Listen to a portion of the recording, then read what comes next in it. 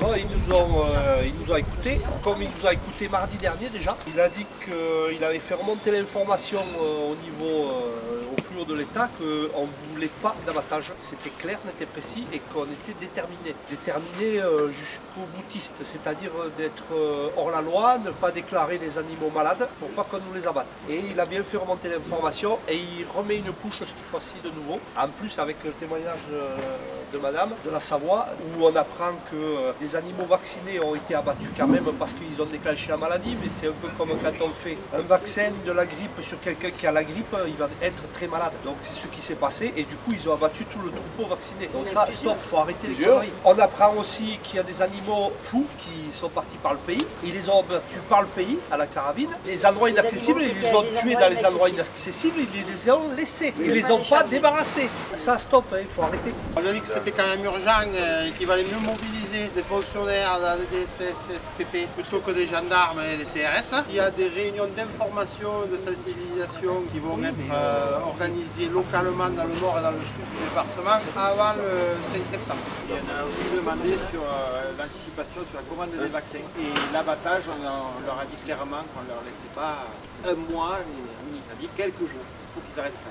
On a dit qu'on voulait les chiffres exacts du nombre de bovins abattus, puisque la ministre nous oppose que c'est compliqué à estimer. Nous, on estime que faire l'addition des chiffres de 2 GDS, ça doit pouvoir se faire assez vite et assez précisément. On arrive à une impasse là, parce que la stratégie d'abattage total, elle peut se faire en vaccinant tout autour. Et les vaccins, il y en a bientôt plus.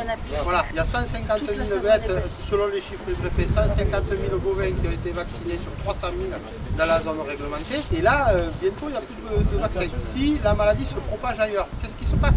On ne peut pas dire aux gens on abat et on vaccine à côté si on n'a pas les vaccins. On a dit aussi qu'on trouvait que c'était inadmissible que l'État ait abandonné la souveraineté sanitaire en n'ayant pas la technologie de fabrication du vaccin en France.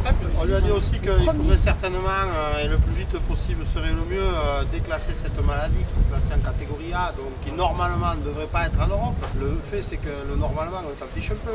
En Sardaigne, en Lombardie, elle était dans les Balkans en 2016.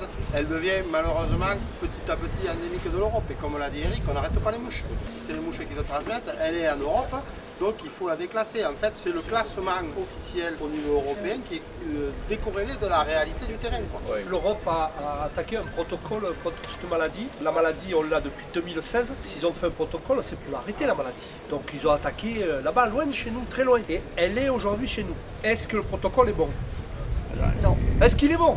La maladie doit s'arrêter, c'est une maladie classée A, il faut la gérer là où elle est, il faut l'arrêter là. Est-ce que c'est bon? Leur protocole? Non. L'abattage total ne marche pas. Donc leur protocole, il faut qu'ils le changent immédiatement. Immédiatement.